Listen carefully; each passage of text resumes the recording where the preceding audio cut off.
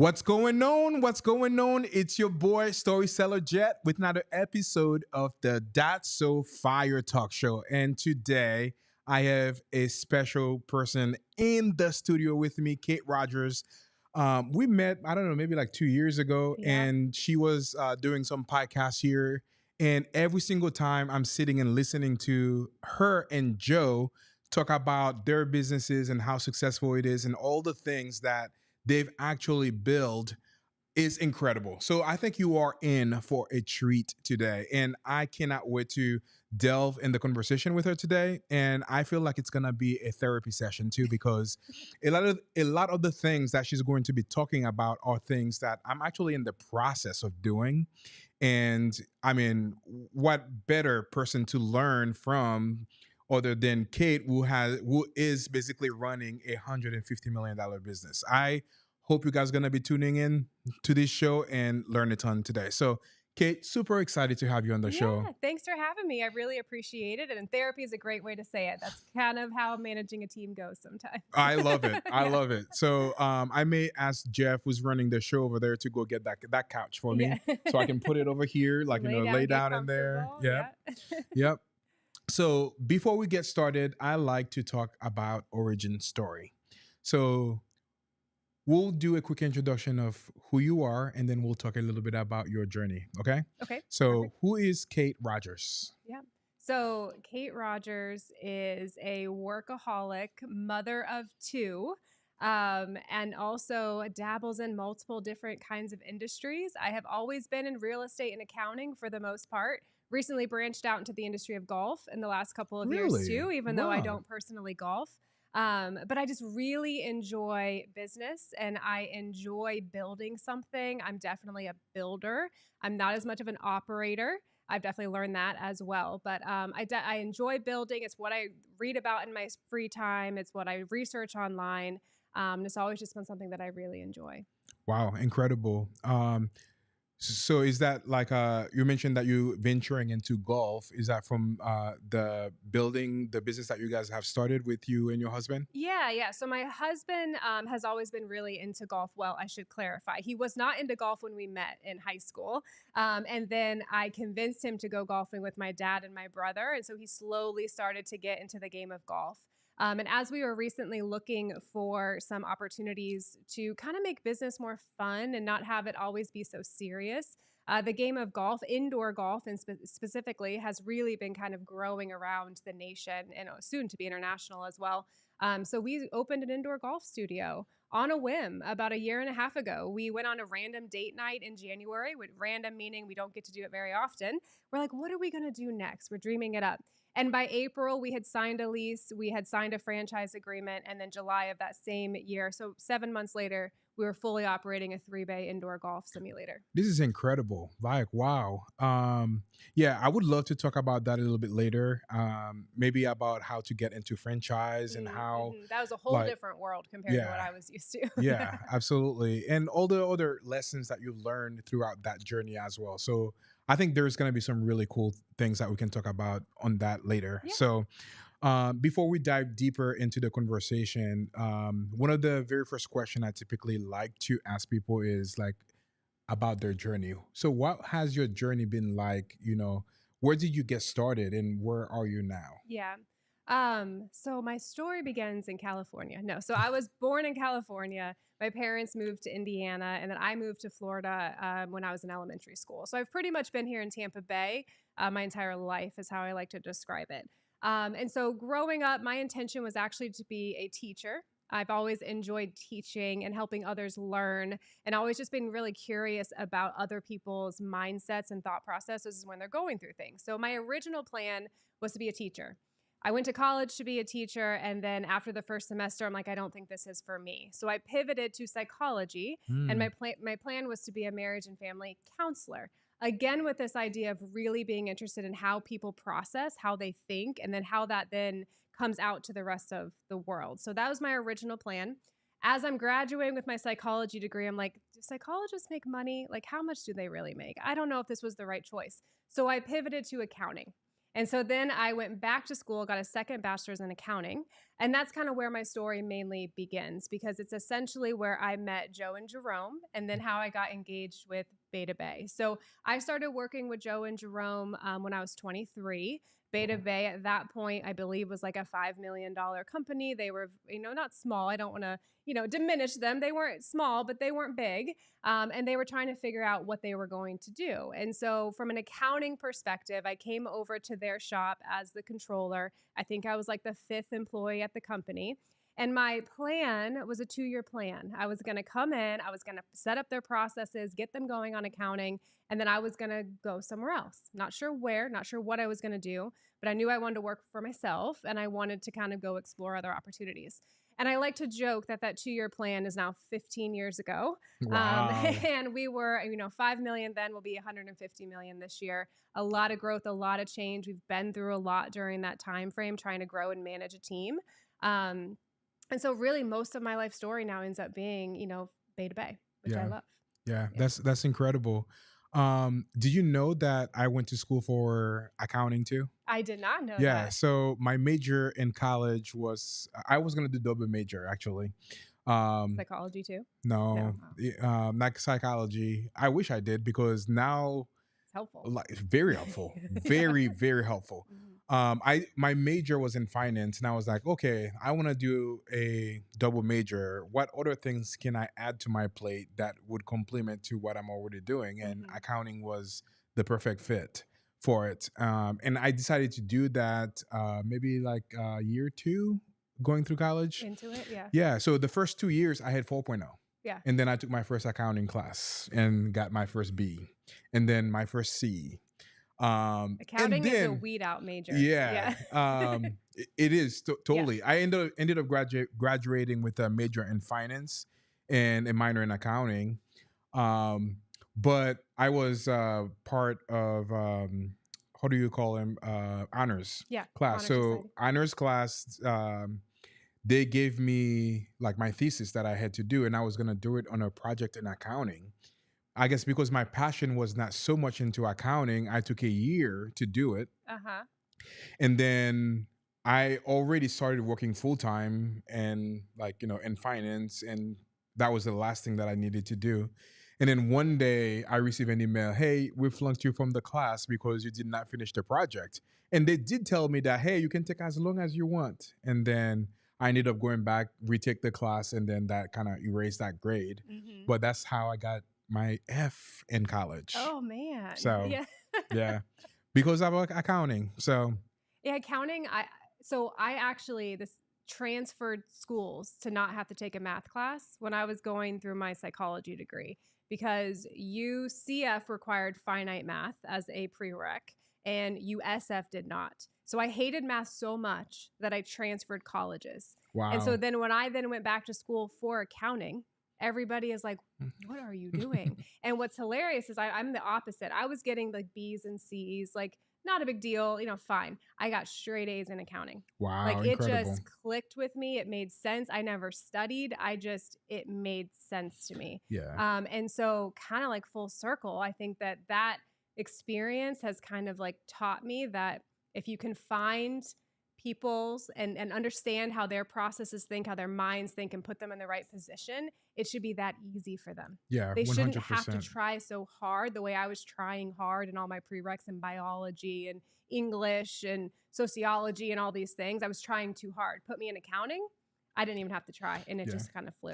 And it's funny that was one thing that you actually didn't think that you would enjoy, like Yep. math and doing all the other stuff. But when you actually got into it, it actually becomes something that is like truly that you're passionate Yeah. about and that clicked for you as well. Well, and accounting is, I like to say, accounting is theory. It's Hmm. not actually math. And then these days, your computer's doing all the real math, the hard math for you. Hmm. So accounting is just theory, and it's understanding a big component. It's understanding how businesses work, right? Hmm. And then I always kind of say, if anyone's trying to like figure out how to get into a new industry or get into a company, I always like to say, go up through the accounting string. Because by being in accounting, you have to understand how the business works Yeah. because every transaction is coming in and you'll ultimately be able to understand where the company's weaknesses are, where their strengths are, and you'll have a seat at the table if you can read and understand the numbers and explain it in a way that helps operations and helps sales and helps all the other departments. Accounting's kind of like your easy way in I love it. to be able to make a big impact. Yeah. Awesome. So we now you went through that. You graduated with accounting. You met the team over there. They were doing like $5 million that year. So what are some of the things that you guys started to put together for you to ensure that you had a scalable business? Yeah, that was the hot topic at the time. So the number one question I had, and Joe will bring this up too, because he remembers me asking, is like I said, I could help you more if I understood like who you guys are trying to be and where you're trying to go. And at the time, they were very much, I think, like most new companies are, well, I'll go with whoever client will hire me, wherever they'll take me, whatever they want me to do. I'm after clients. And that was just very, I think, typical for the smaller up and coming company. And so I really pushed them to define who and what they want to do, because then that would allow me to better come in and help with a strategy. So we worked on that a little bit briefly. It was still too broad, in my opinion. If you asked them what they wanted to do, it was still, well, we'll do anything in Florida for, any developer as long as the contract value is over 250,000. Right. So that's still way too broad. But I said, fine, at least I've got a direction. So that was step one. Step one would be like, who do you want to be and who do you want to serve? You can't really make any other, steps until you do that. And then second, from a scalability standpoint, we had to get systems in place. At that time, and when we had a server, but the couple project managers, they're saving files wherever they want to save the files. I'm tracking it down and having to remember, okay, if this is Tom's job, then he's going to save it like this. But if it's Bob's, he's going to save it like that. And so I was like constantly just pivoting between how these other individuals wanted to scale and run their projects. So in 2013 or 14, we were about 20 million at that point, and they really were getting ready to scale and grow. And I go, guys, we can't grow. We can't. And they're like, well, what do you mean we can't grow? I go, I know we did 20 million last year. We need to do 20 million next year as well. And of course, as entrepreneurs, they're like, no, we got to grow like 50% year over year. But I said, well, mainly what we need to do is we need to spend a year building our infrastructure. We need to get technology. We need to get some basic processes. Everybody just needs to be processing the projects in the same way. So that way we can then add fuel to the fire as we start to grow. So in 2013, we were 20 million. In 2014, we were 20 million. But in that year, we rolled out a project management software, ended up being called Procore, which is still the same software program we use today, Wow. almost 10 years later. And we spent that year just getting a lot of our basic infrastructure set up with the theory that could we double? If I were to apply the theory of 2 times the project managers, 2 times the superintendents, 2 times the accounting staff, would this process still feel good? Would it still work? Doesn't mean it wouldn't need to be tweaked, but would it work? And so we spent a year, really too early, if you look at it, too early in what would be a normal trajectory for a company, but we took the time to do that. So then, starting then in 2014, when we wanted to ramp up, it was easy. Yeah. It wasn't, easy, but That's incredible, and I feel like a lot of people will find value to what you just said. So, I guess for advice for the people that are listening to this, so a lot of entrepreneurs, they just want to scale, and you hear that so much. And actually, one of the signs that we typically have in front of the desk over here is scale. You hear a lot of the time that people want to scale and they don't want to do the work. What advice would you give them? you have to do the work. If you try and scale and you don't have your operations be ready to scale, not only you're going to honestly be losing money. So you might be making the revenue, but then when you actually kind of going back to the accounting perspective, when you actually sit down and you look at your cost of sales and you look at then your net income, you are most likely leaving a high margin on the table. And so you got to decide what you're scaling to.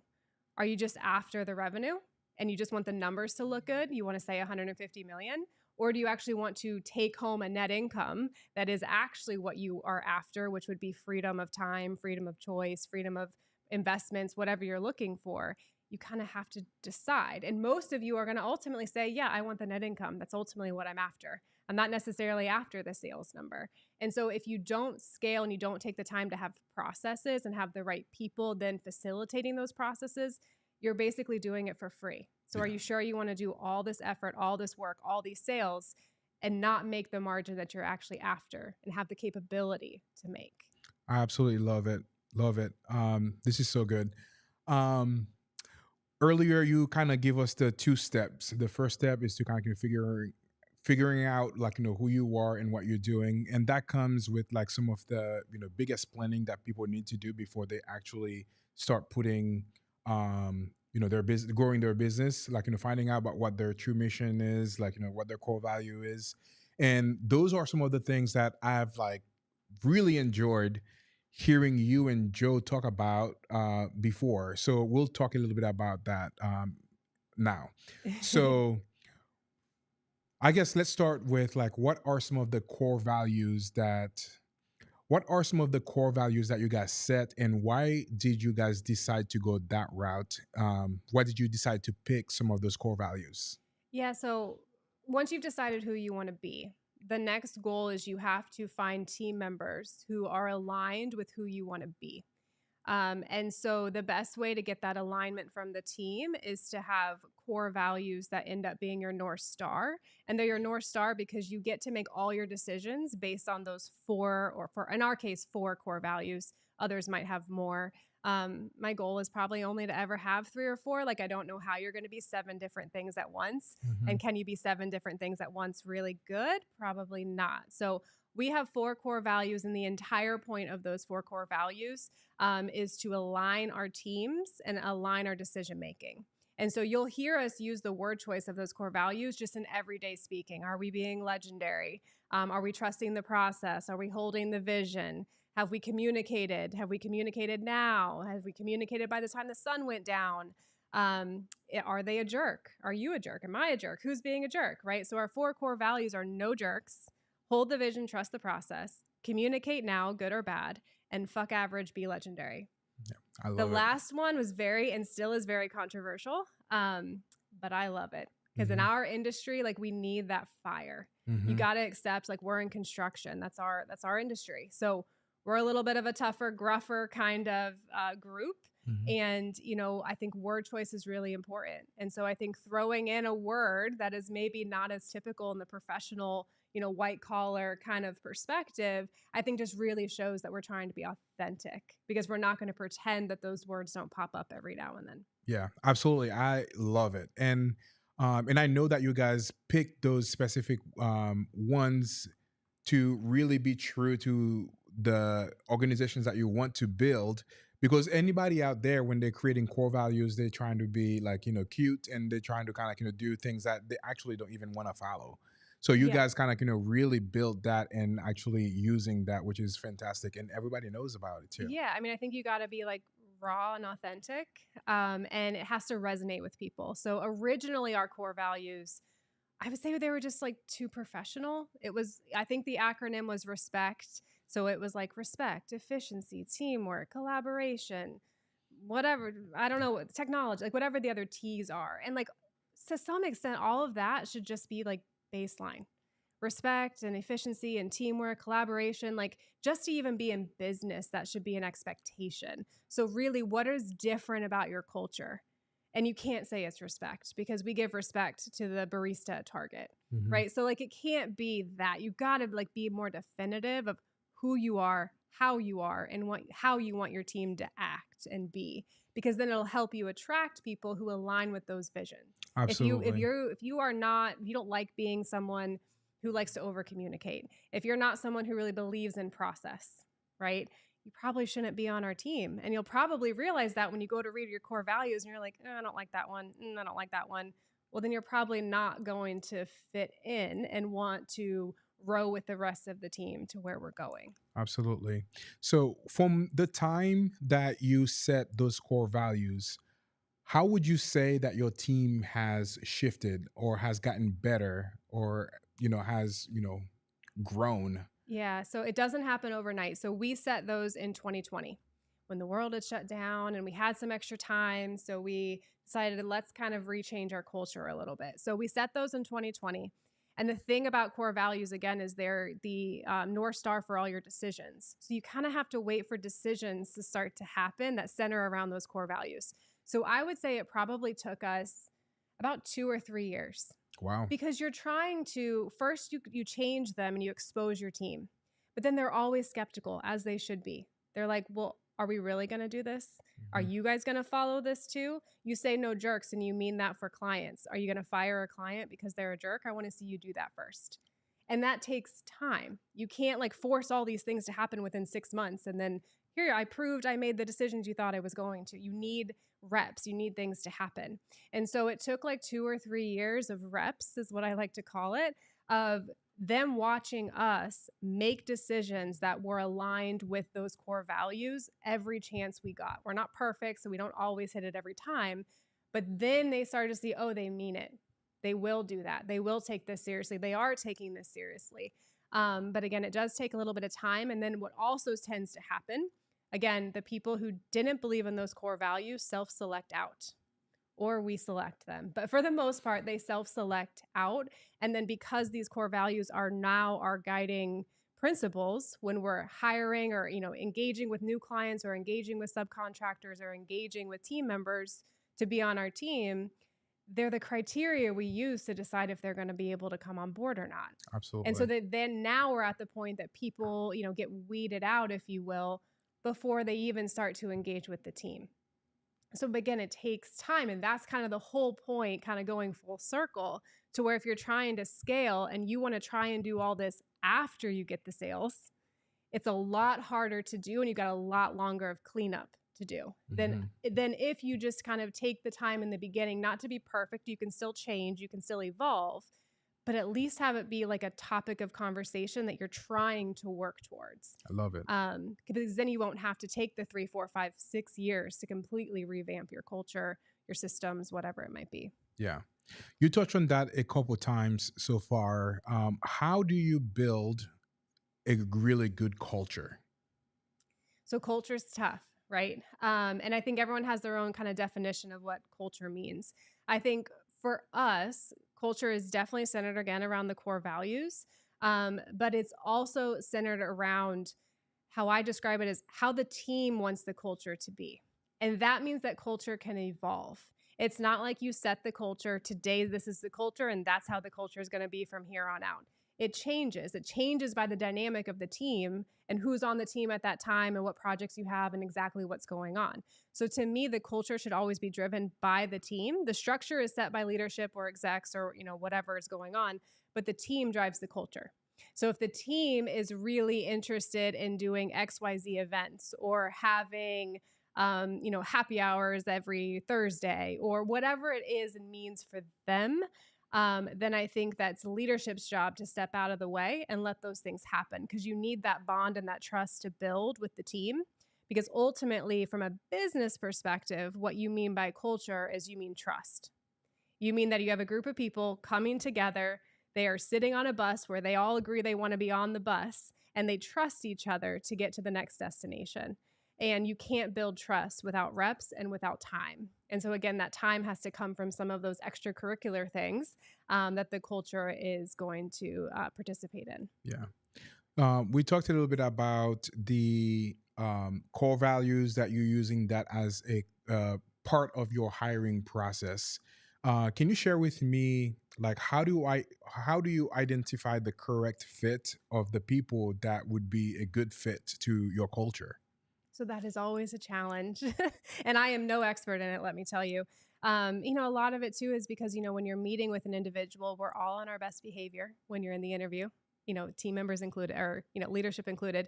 Um, but usually what I like to do from a hiring standpoint is I try and come in and just be super transparent out of the gate because I want them to be super transparent as well.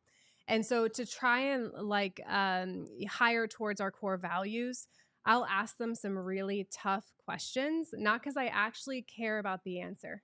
I want to see how they process. Hmm. Do they clam up? Do they, talk really fast? Do they look around the room? Do they not have an answer at all? right? So I think that, when you're going through and hiring, you're taking the time to understand how they process. You're asking them some tough questions to see how they're going to respond. And then sometimes you can ask situational questions. I know that's like a really common hiring practice. I've always found, though, that when you ask the situational questions, they're going to give you a story that isn't necessarily like consistent with what you're experiencing with them in the room. I don't know if Hmm. that makes That makes sense, sense. Yeah. but like it's almost as if they fabricated the story a little bit and you're just trying to kind of navigate through it. Other than that, I mean, I feel like you just need to hire good people, and then you need to do your best to train them once they're in, and then just be really candid with feedback to help guide them if they're not achieving the core values that you were anticipating they would. Yeah. Do you typically use any tools like such as predictive index or any other types of tools like that to select those types of people?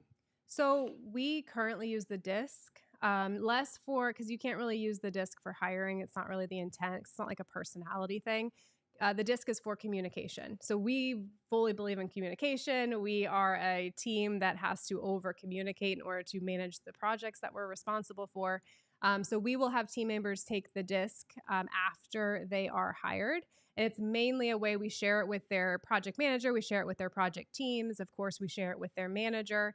And then, actually, on the outside of all of our doors of our offices or our stations, we have the individual's disc profile as well. So before you even walk in to talk to that individual, you can glance up and remind yourself, oh, yeah, this is how they prefer the interactions to go. And that just allows kind of removing some of the personality, removing some of the personal characteristics from the conversation, and just allowing you to get direct to the root Yeah. of it. Yeah. You mentioned a little bit earlier about training. Um, so, what do you think worked the best when you hire a new employee? What are some of the things that you can do to ensure that their onboarding is top notch? Yeah. So depending on the role, I think you always just need to start with the intent of the role, the intent and the why behind their specific role and what purpose they serve to the greater good of the company. I think that has to almost be like the first day. They have to buy into my role is important and how it fits into this process is going to add value. You don't want them to come in just thinking that their job is to be a role player and it doesn't matter and they don't understand where their outputs go. So I think that's always the first step. The second thing we have them do is we actually have them meet with the leaders of every other department. So once they understand how they provide impact and value, we want them to also understand how the other roles add impact and value. Mm, Basically just creating the framework, the context. Now you understand why you're here, right? And so once you have that context, it makes it so much easier. Once you have that why, it's so much easier when you get down to like the actual steps of the role to understand what you're doing and start connecting the dots a little bit faster. So we take training seriously in that way. Certain roles have like a 2 or 3 month training ramp up, where we do have processes in place. You can go read it, you can kind of get it from that standpoint. But we also really believe you have to understand the why and then you have to experience it. So a lot of times, what I talk about again is reps. I need you to see I need some situations to happen and I need to see how you're going to handle it. And more importantly, I want you to see how the team handles it. Because then you're able, I think, again, to connect the dots on the purpose of your role and the purpose of your team members' roles. I love it. I was going to ask you how long you typically take to, train those people, and you answered that questions perfectly. So you just talked a little bit about systems and processes, and I feel like this is, from more conversation earlier, this is one of your passion and things that you really enjoy doing. So for anybody that just started a business or they've been operating for a while now that do not have a good system and process for their business, what is the first step for them to start working toward that? I would say, yeah, what are you waiting for? Because as you grow, even if you just add an executive assistant, even if you just add an accountant, even if you just add a second salesperson, things are not as intuitive to others as you think they might be. Just because you do them naturally and you think about things a certain way, I guarantee you whoever you hire will not think about things the exact same way you do, which there's magic in that. There's also annoyance in that, Mm-hmm. right? Because you kind of want them to come in and just be you 2.0, but that's not how it works. So I would say you got to start immediately. And the first step, which we're so fortunate to live in an AI world now, but the first step is honestly just to almost like sit down and as you're sending an email, just jot down what you're even doing. Like, what are you doing every day? So start there. Go through your calendar, go through your sent emails, just understand exactly what your role is actually entails. And then from there, just slowly start to build up writing a simple how to. Doesn't have to be super, I call it clickety click. Doesn't have to be clickety click. You don't have to say, well, I went here and I clicked save, and then I did here and I did this. It doesn't have to be that granular, but just try and put on paper the flow of how your day is going and when you're interacting with clients or when you're interacting with vendors, and who do you prioritize? If a vendor's calling you and a client's emailing you, who do you go to first? Mm-hmm. And try and get some of those kind of mindsets out onto a piece of paper or into a software program in this day and age. So then that way, when you hire someone, you're giving them some sort of playbook, some sort of direction that says, okay, in that moment, we prioritize our vendors, not our clients, because our vendors are what give us what we need to sell to the client. So if the vendor's calling me, I'm answering, because you never know. If you hire an executive assistant and they have, again, that same dilemma, do I answer the vendor or do I answer the client? They might say, oh, well, clients are most important. I should probably answer the client. And then you, as the entrepreneur, are frustrated. You're like, no, we always call our vendor back first, but you never told them that. So your EA is going off of what they think they're supposed to do. So I would say get going now, even if you're a small one-man shop, just start writing down what you're doing, why you're doing it, and the mindset behind it, and then let some of the other things flow. Yeah. So there is a ton of different systems and processes that you need to put together for your business, like whether it's from the operations, marketing, sales, and all of the other fun stuff in the business. Um, where would you suggest someone to start when they're thinking about like spending some time to put all of their processes together? So I think you usually have to start at what do you think is the first thing you're going to hire to help you? Mm. And I think you got to kind of start there. So if you're, because it depends on your business a little bit too, right? But what do you think is going to be the first position you're going to try and hand off? And it's, for a lot of people, it's probably accounting, right? They're going to be like, I'm going to hire a bookkeeper as soon as I can. Okay, well then just start putting together just, again, some basic frameworks on that. So start with who you're going to hire. And then I think secondly, think about like what makes you unique as the entrepreneur, and like what is your special sauce, because that's probably going to be what you're never going to hand off. So don't worry as much about that one. But I think that's where naturally you're going to want to go. Well, let me show you what I do that's so great, and here's my process. But if you're never going to hand that off to anybody else, it's kind of a wasted time. So Mm-hmm. go with maybe the lowest thing that you think you're going to hand off and start there, and then start to build on based off of where you think your team is going to go most quickly. Yeah. Um, why is I'm going to rephrase that question. Why is building systems and processes so crucial for scaling a business? Why is it? So I would say it is so crucial because I think it's the definition of scaling a business, Mm, right? I mean, I don't think they're synonymous. Like, I don't know how you do this really well and then want to do that 3 times that magnitude without having the same exact process and system going into the sales funnel, let's say, in the same 3 magnitude time frame. So I think that scaling and processes are basically hand in hand. Otherwise, I don't know what we're scaling overall. yeah. No, absolutely. Perfect insert, mic drop moment.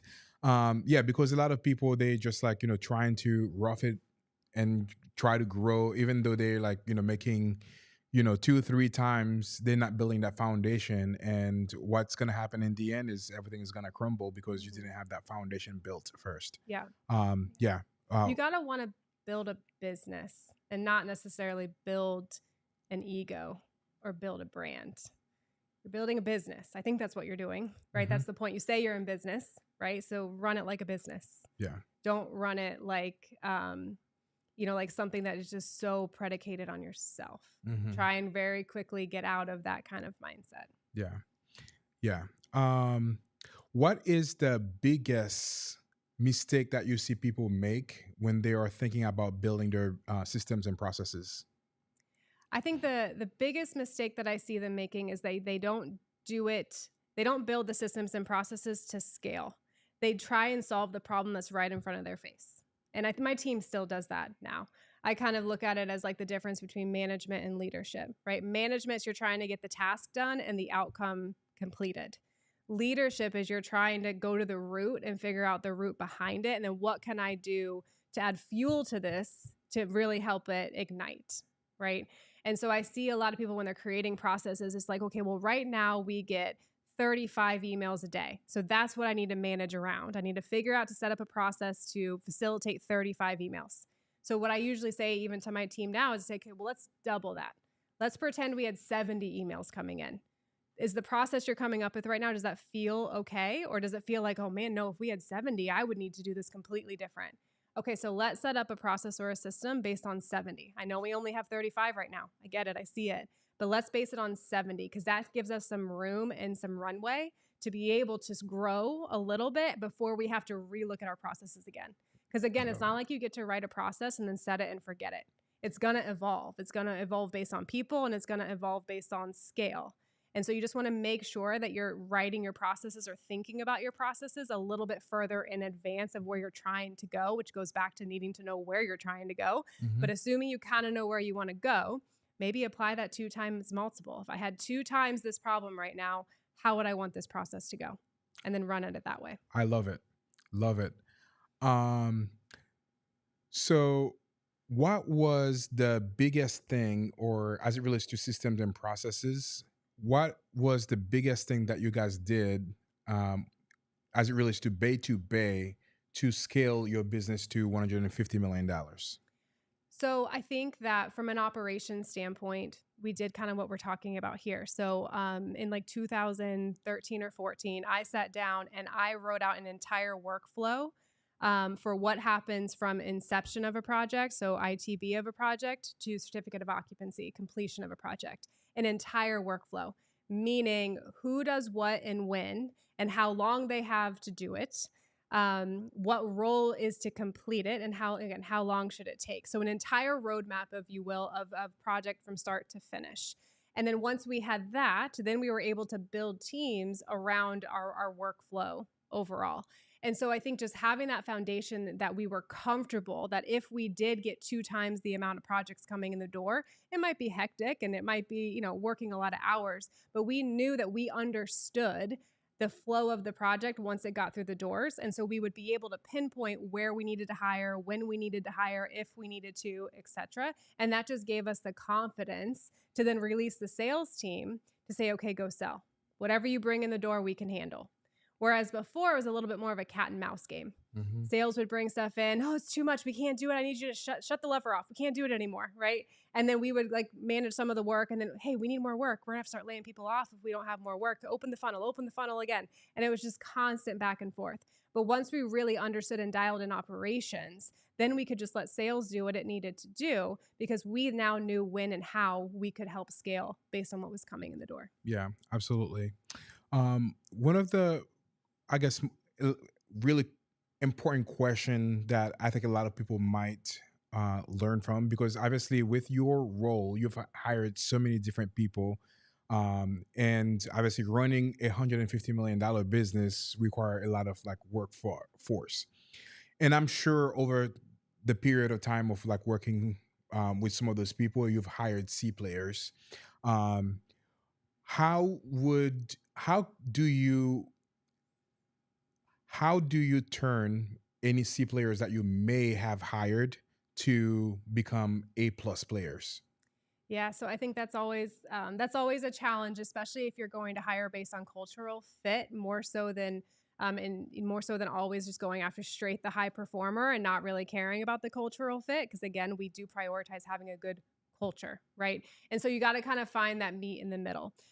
So what we have found is that in the event we have someone who is maybe really strong culturally, really wants it, is really interested in going, but just their performance and their output is a little bit more on the spectrum of a C player.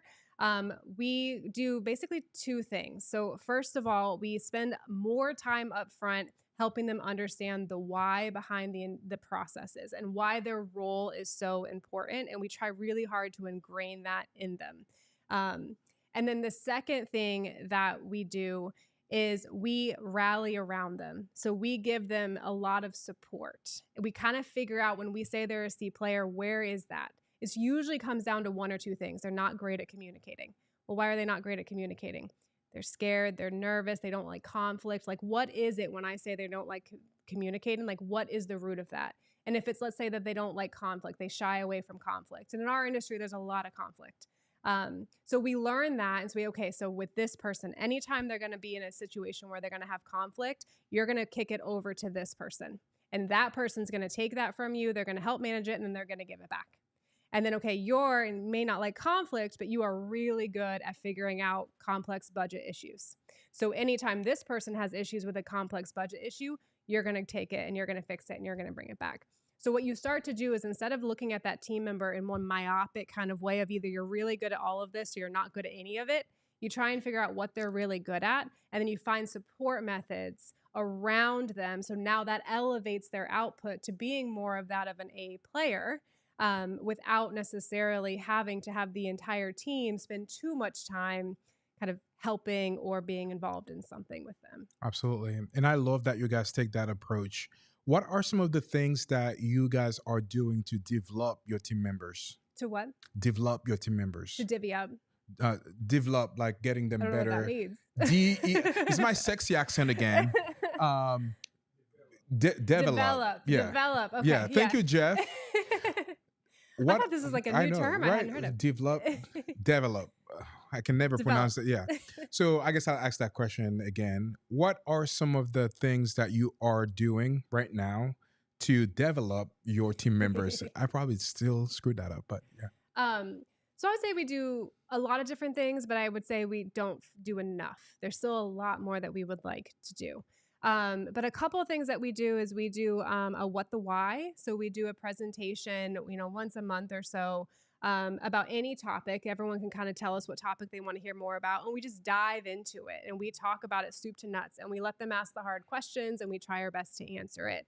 So we try to develop them basically through like absorption in that way, just kind of getting us exposed to different parts of the business that they maybe don't normally hear about and trying to help them understand the intent behind it.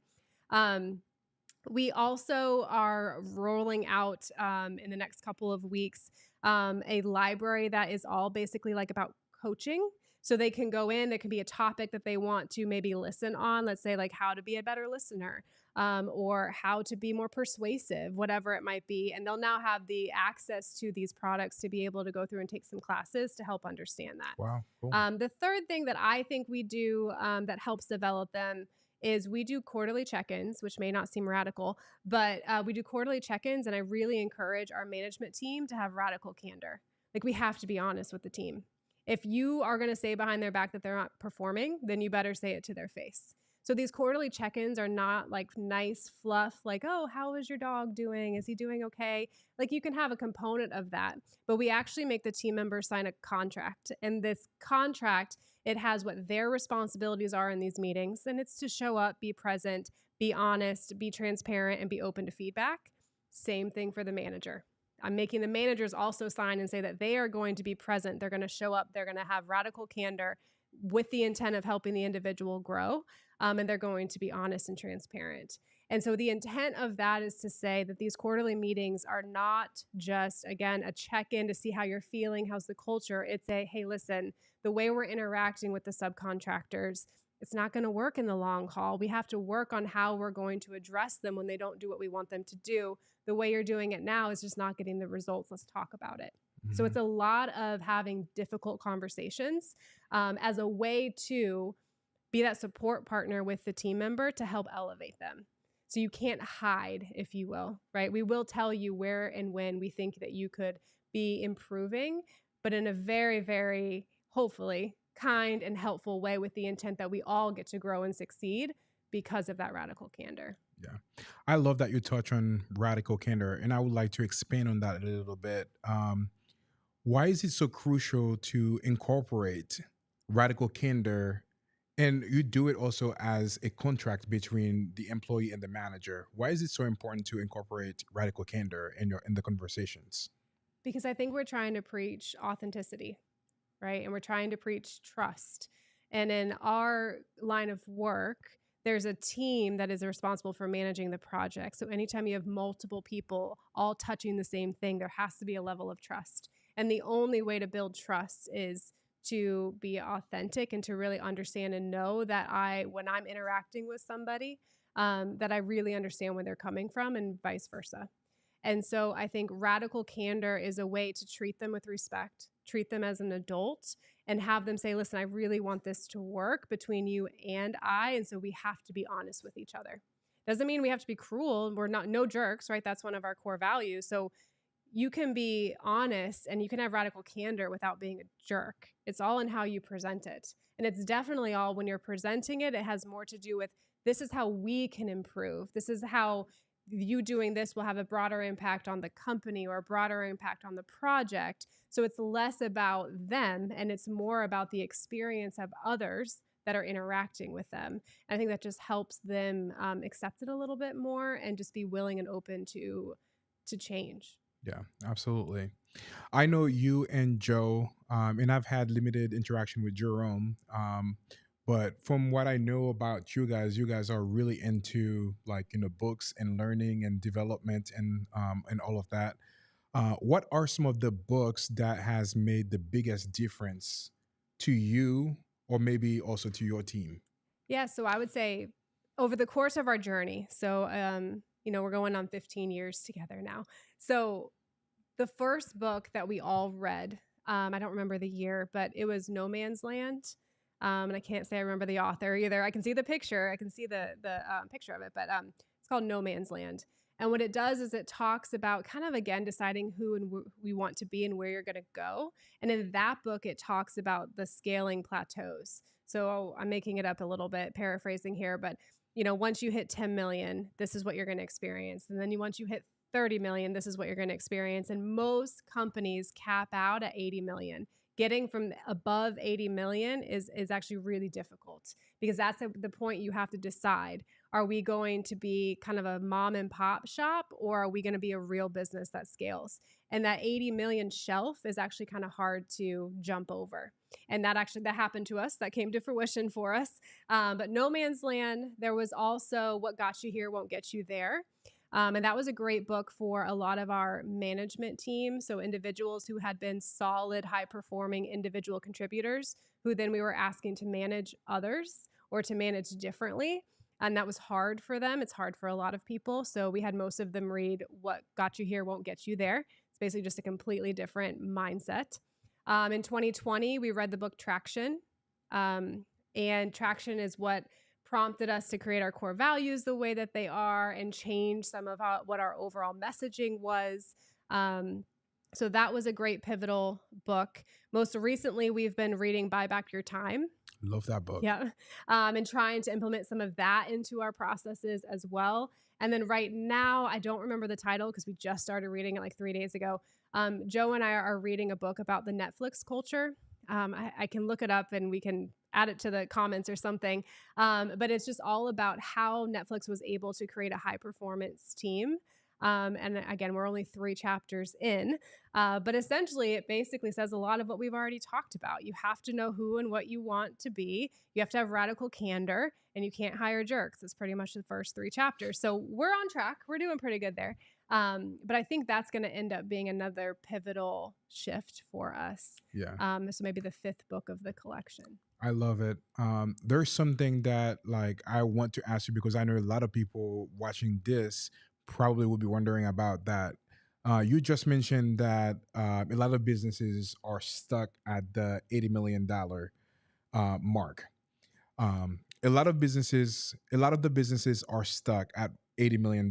So, what are some of the things that you guys did to ensure that you broke through that ceiling and scaled to $150 million?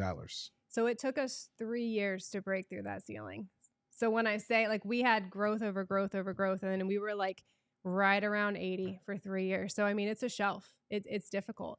And really what it comes down to is usually at 80 million in the context of like our type of business. The owners or the executives are still way too heavily involved in the day to day. You're not spending enough time working on the business. You are still very much in the business, and you are the reason there is a secret sauce. So honestly, until you're able to remove yourselves from it, as soon as we did that, as soon as we like took our egos out of it and really just tried to replace ourselves in different contexts, even if it meant changing what our special sauce meant, right? And who we were and how we were showing up to the world. As soon as we did that, it started to churn. And that's basically the book goes into when you're at a certain growth phase, you start hiring your friends because you don't know anybody else to hire, and you trust your friends or you trust your brother-in-law or you trust whoever, right? And so it talks about how that starts to hold you back because now you're not going to hold them accountable as much because it's your best friend from college, right? And so I'm not saying we had that exact storyline as part of ours, but it's in that context of the business is too much about you up until 80 million. And you have to figure out how to make it not about you anymore. And it has to be about a real business. And real business is about the numbers. It's about analytics. It's about what you're offering, and it's about the team.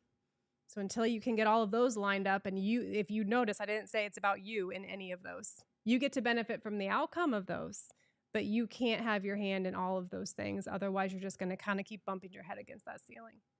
Boom. There you have it. That was awesome. We just talked about Buy Back Your Time, and it's one of my all-time favorite book. I can't wait to one day meet Dan Martell. I actually filmed with somebody yesterday that knows him personally, and I was like, "Hey, I got a studio. You want to come? Bring him over here." I love that book. I've read it fully. I've listened to it again in the car, and love all the concept. And I've also recently hired an executive assistant to help me with that, and I made sure that she read it. Good, yeah. And yesterday, it's kind of like a book report that we're basically doing. She's like, basically, she wrote each of the lessons that she learned from the chapters that she learned from each of the lessons that she learned from the chapters that she read, and then she's basically how she's gonna apply it and doing that. So how are you, like, you guys are, you said you're reading it right now, correct? Or we just finished reading it. Yeah. So how did you guys implement Buy Back Your Time in your business? And like, is it like a one-on-one that you're doing, or is it the whole team that is doing it? So how did you guys decide to read Buy Back Your Time, and how are you planning to implement it in your business? Yeah. So we decided to read it actually because we got engaged with a service that offers virtual executive assistants. And so they suggested actually that we read the book. And so we went through and we're reading it. And it applies a lot of the same concepts, honestly, of what we needed to do to scale the business. It was just a hit home a lot more because this one's like all about you and how you manage your inbox and basically how you let things go. So I mean, Joe and I both do it a little bit differently, but for me, I have a unique way of like managing my Outlook email. No one else can manage it the way I manage it. And so I've had to learn to let go of a few things. And so I think a lot of it comes back to kind of like we've been talking about. Like I went through and I spent the time to write out a few of my preferences, like my must-haves. Like I don't like to do meetings on Mondays. It's my one day that I come in and I can just get to work on high topic things that I need to get accomplished for the week and set a few tops spinning, and then I'll pick them back up Tuesday, Wednesday, Thursday. So being able to communicate that, I had done enough of the work on myself to be self-aware enough to know how I like to work, when I like to work, how I like to respond, how I prioritize. And so I was able to communicate that to the executive assistant to be able to do that.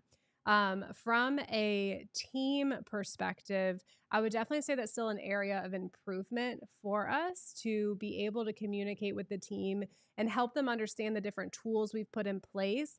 Things like DocuSign. I mean, we're rolling out Trainual, which was from that book, for our SOPs, like just a few other things to help them understand the tools we have in place to help them with their time. Hmm. I have found the team has a tendency to get themselves inefficient because they add their own special sauce, I guess you could say, to the processes. Um, but I would say from a team perspective, it's kind of similar. It's making sure that they understand who they are, how they operate, and then what resources they have available to them. Absolutely. So, to my understanding, you guys just hired different EAs to Yep. help with your business. Mhm. So, how did you onboard those EAs, and what do you feel like is going to be the biggest, um, not solution? Let's start tackle Impact. impact. Thank you. So, yeah.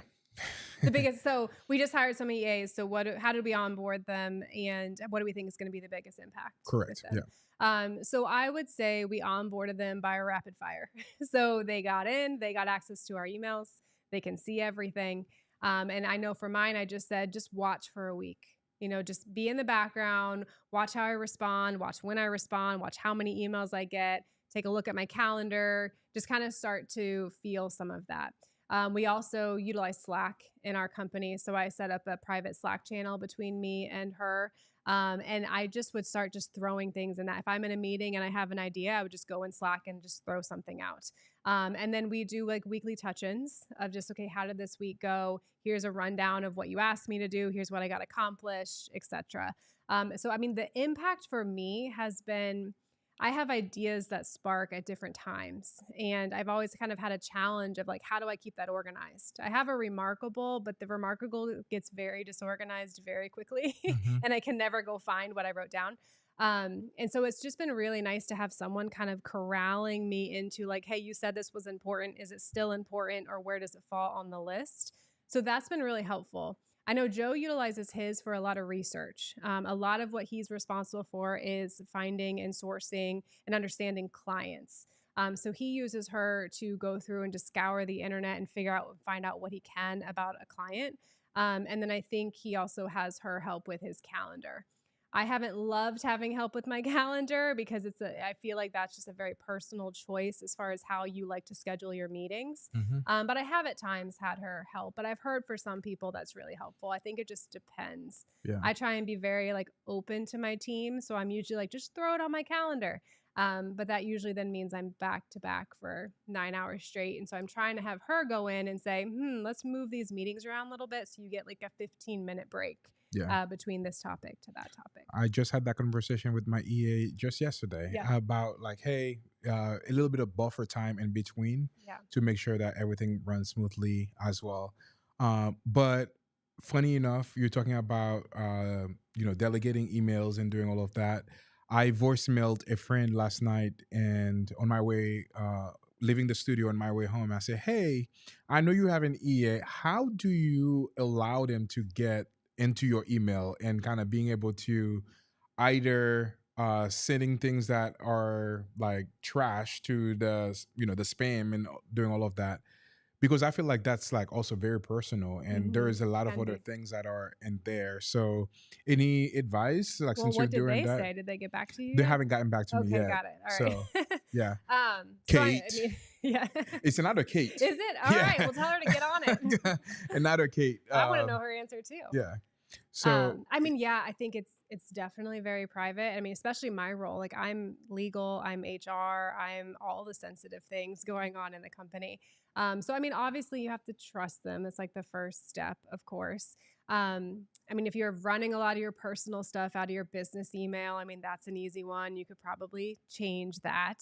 But I think the biggest thing is you have to remember they might have access, but you still have access too. So I've always been a big proponent of like trust but verify.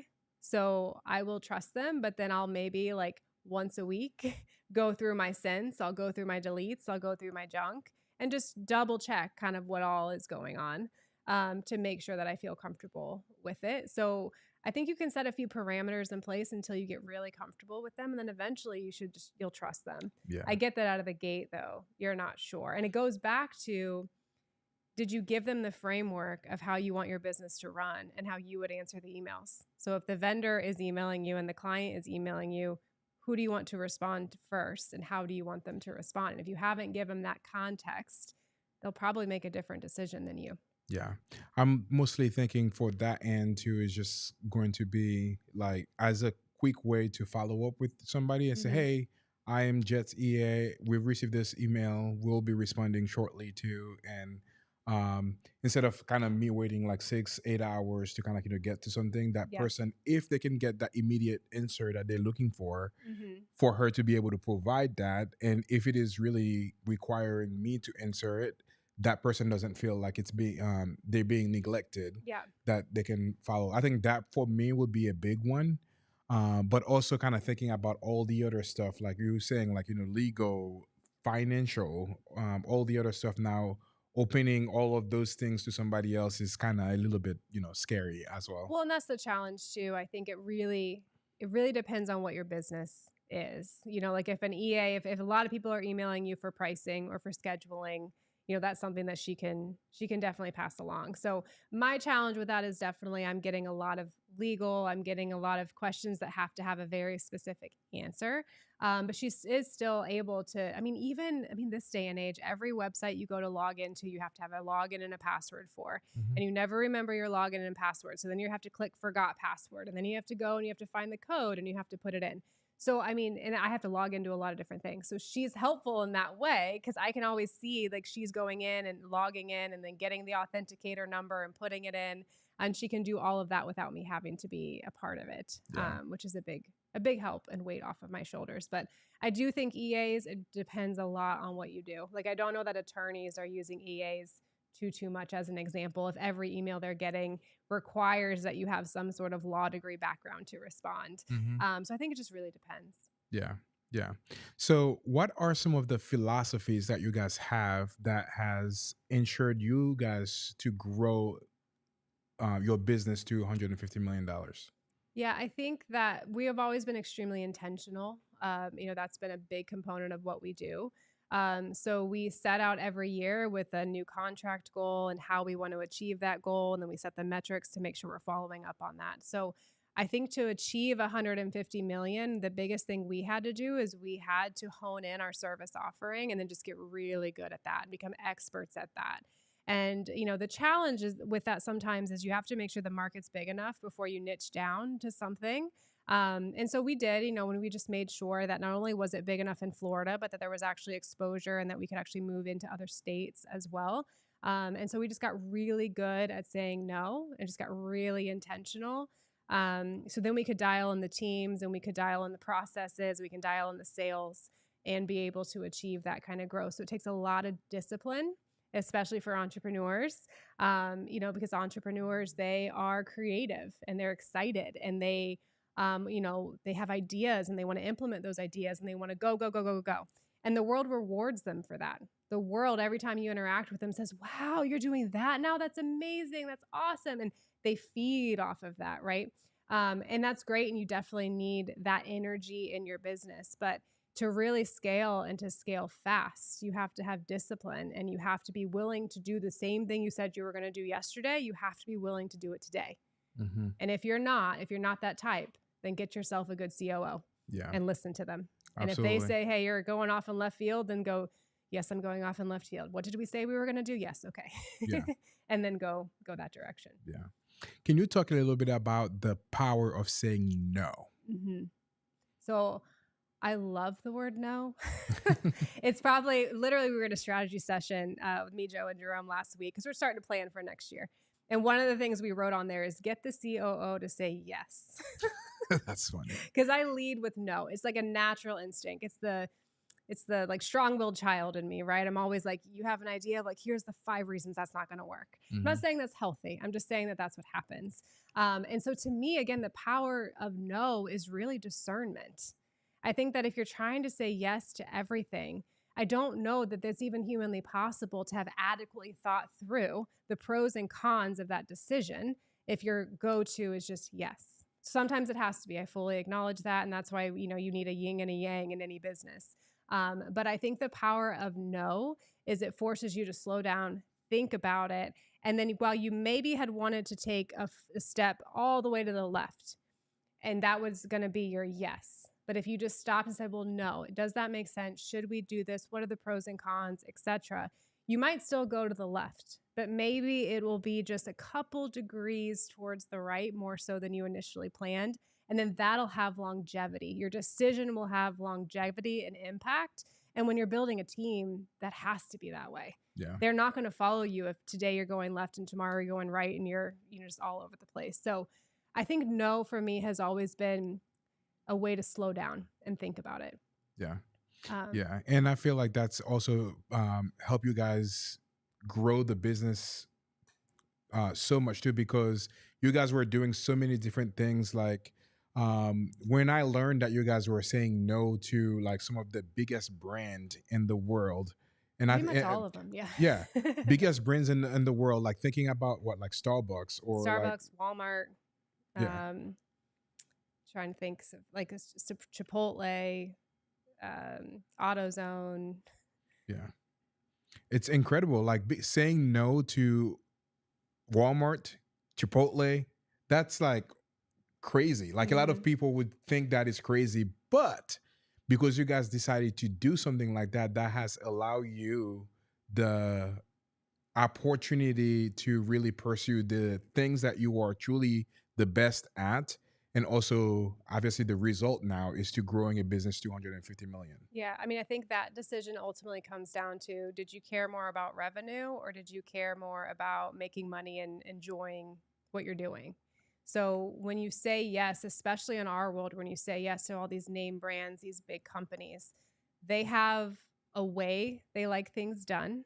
They have subs that they like to use. And you're basically just buying into their process. You're the human bodies doing the work. You're the contractual risk. Now you're under my umbrella insurance instead of their umbrella insurance.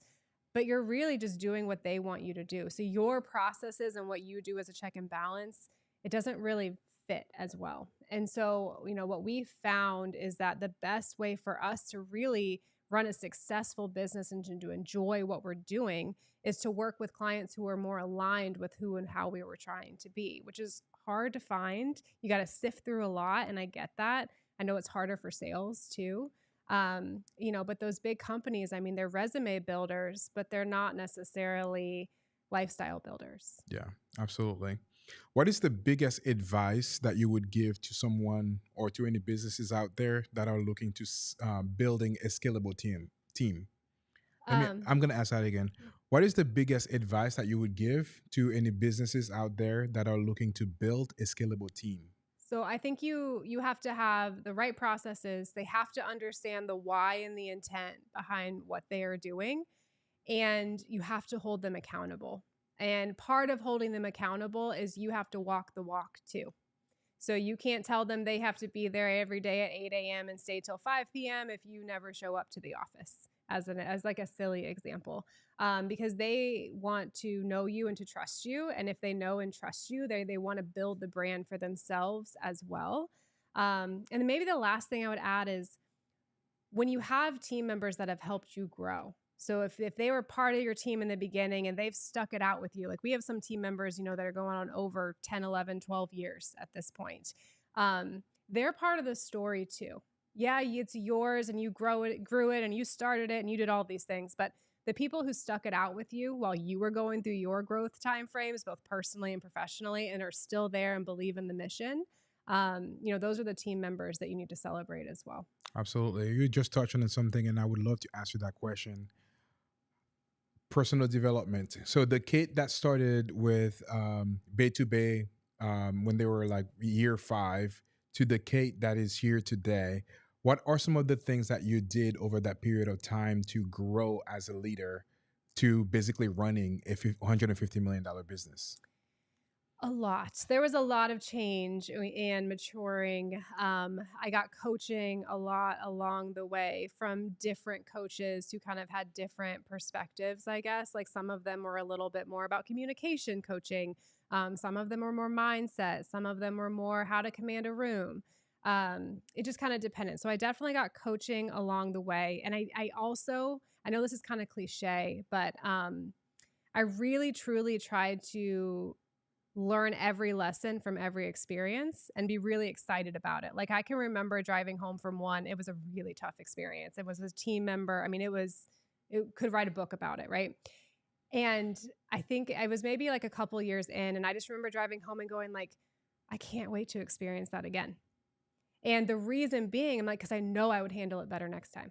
Because it Hmm. was my first time going through it. I probably stumbled, didn't say what I wanted to say, but just constantly having a true appreciation for the experiences I was having and knowing I would handle it better next time. So give me another one, give me another problem.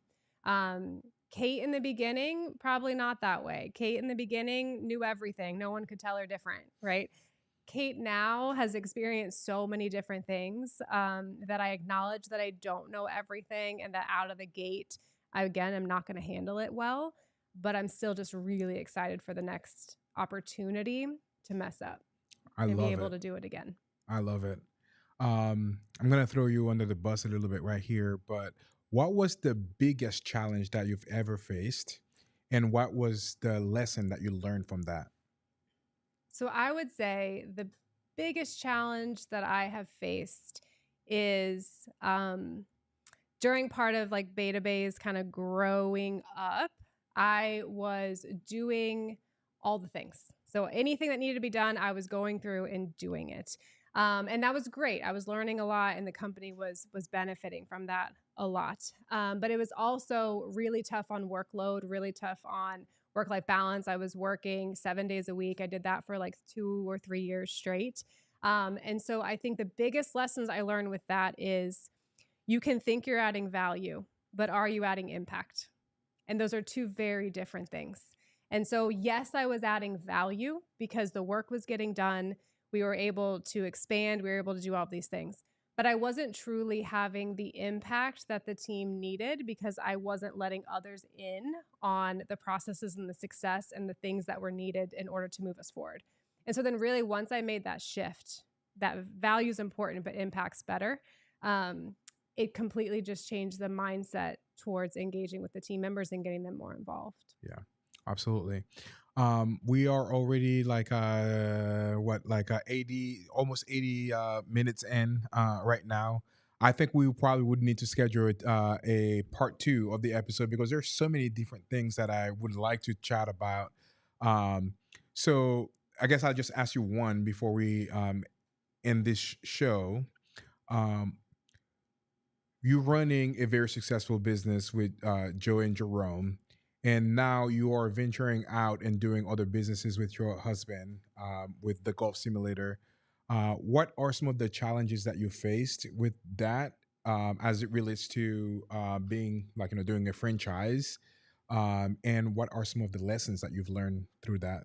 Yeah, so I had obviously never been interested in franchising. I had never looked into it. When we went to go open our indoor golf simulator, our entire intent was to do it ourselves. I mean, I've built businesses, I've grown in businesses, I'm involved in every aspect of it. So like I know what to do, right? Um, and so that was the intent. But then we hooked up with this new concept called the Back Nine. They were fast growing, very small at the time franchise. And so it was really kind of hitching our wagon to a young group of entrepreneurs. They were coming out of Utah. We were the 17th franchise to sign on. That was a year and a half ago. Now there's 350. So they're experiencing their own kind of growth trajectory. So getting into franchising for me, the pros and the cons. So the pro was because I knew that Beta Bay is my full-time gig, my full-time love. It's what I do. It was going to be really valuable, I think, for my husband to have other people that he can go to for help and support and marketing and all the things it takes to run a business. And so it's almost like we got a built-in business partner for 7%. Wow. And in Yeah. my mind, from a franchising perspective, if I were to go and partner with you on an indoor golf, I doubt you're doing it with me for 7%.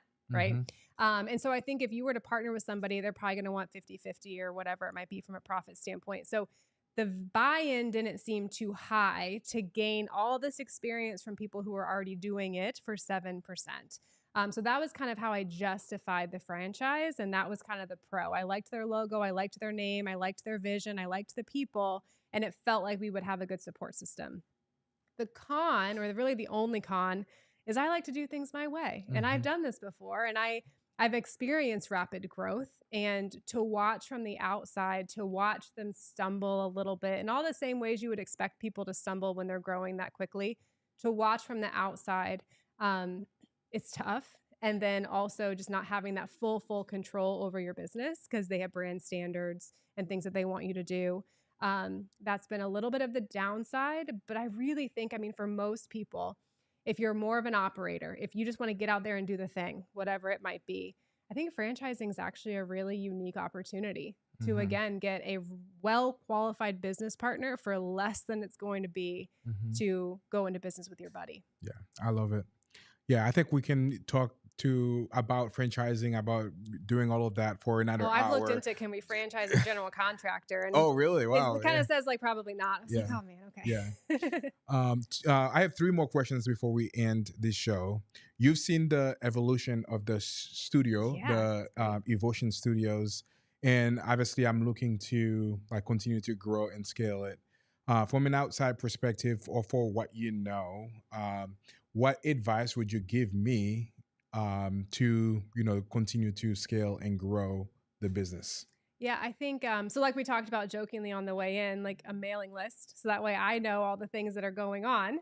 The world, there's so much information flying at us, and social media is great and it's what we need, but there's so much social media too. So I think just, hitting the customers from all different angles, you never know what's going to resonate with them at the time.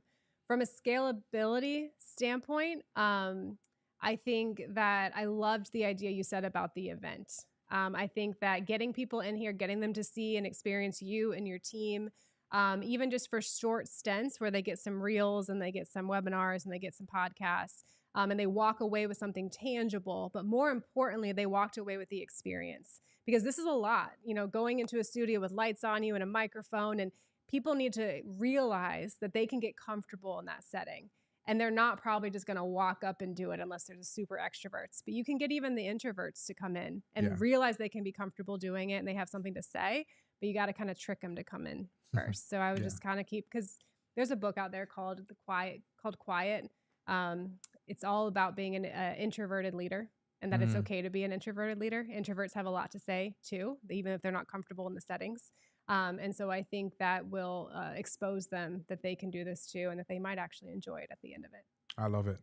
One of the questions that I always ask everybody, and that's one of the last question, is if you had to give the people listening to this a $1 million advice, what would that be? $1 million advice, I think, would be figure out your special sauce, figure out who you are, who you want to be, and build your systems around that right now, today, no matter what size you are. Just do it now. Boom. There you have it. And then last question. That was such a fantastic talk show. You dropped so much value. Really enjoyed having you, and Thank you thank for you for having coming me. on. And it was fantastic.